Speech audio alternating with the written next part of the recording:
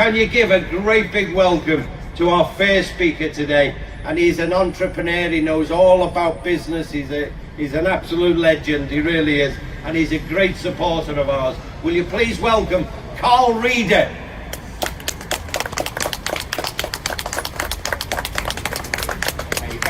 Thank you so much. And it might sound like I wrote that myself, but I'm a legend, but I promise you I didn't.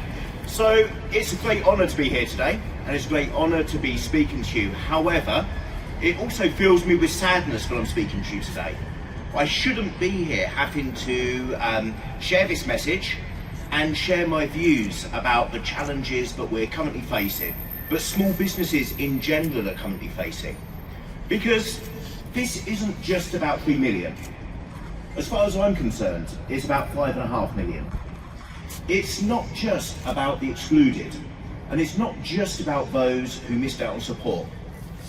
Whilst we've heard some horrific stories about the pain and the agony, sometimes fatal agony, that the families and friends have gone through, the reality is that actually this is just a symptom of a wider problem.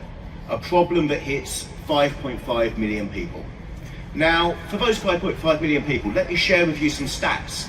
And obviously, it's important that when I'm sharing stats, I'm accurate and I don't make things up on the spot. Not that anyone else would do that, of course. But the stats I've got. Small businesses, not SMEs, small businesses, 5.5 million, 99.2% of total businesses, employing 12.9 million people, contributing 1.6 trillion to our GDP. Now, these numbers aren't just made up. These are the numbers from the FSB surveys, these are the numbers from the government stats themselves. 36% of our country's GDP comes from small businesses. So broadly a third of what we do as a country comes from businesses, either solopreneurs, freelancers, gig economy workers, right the way through to those employing 49 people. 36%, that's about a third. If they were to be employed by an employer, just the self-employed themselves, the employer would be the biggest employer in the country. Now, we know that focus is often on corporates or the public sector.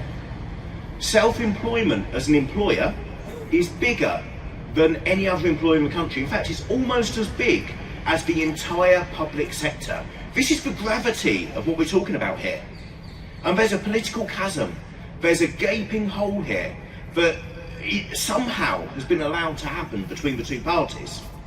We've got one party that seems to be almost obsessively focused on the public sector, focused on the broadly third of the country that work for the NHS, the police force and so on, and they do a great job. There's another party that focuses on the corporates, focuses solely on employment numbers, focuses on about 1,000 or 2,000 of the businesses, of the 5.5 million businesses that we've got in this country. Now, as far as I'm concerned, there's a third of us, there's a third of our GDP contribution, there's a third of our employment that is missing in a whole. I don't know if anyone knows the stats for the number of businesses that closed over the last year. And again, just focusing on small businesses, 6.5% of the business population. 6.5%. If that was one employer making redundancies, let's say it was a Marks and Spencer's or a Next or another big name employer, that would be making headline news. We would all be reading about it, just about that one employer. Imagine if 6.5% of the workforce got laid off. The reality we've got here is that the redundancies we've heard of are partly due to the lack of support from the government for small businesses, because we've already established that small businesses are employing a significant number of people. But secondly, their voices just simply aren't heard. And that's the reason why we've come to this position where small businesses have been excluded. It's not, I believe, an oversight by the government in any way, shape or form. It can't be. The voice has been heard loudly, clearly by the trade bodies. It's been heard loudly and clearly over there. We know that the the mission of Excluded UK, the mission of Forgotten Limited, etc., has been heard, has been noted, but it's been a deliberate political choice. And why has that deliberate political choice been made? That's what we need to explore. Why has this hole come up? And I can't answer that. I don't know the answer. What I do know is that we're missing fairness and we're missing empathy.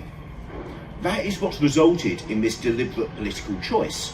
I believe that an honest conversation needs to be had between small business and the government, between IPSI, FSB, all of these organisations that are supposed to represent us. An honest conversation needs to be had about a few things, about the risks and rewards of small businesses, freelancers, the self-employed. A conversation about the gig economy. The gig economy has been absolutely tainted in the media.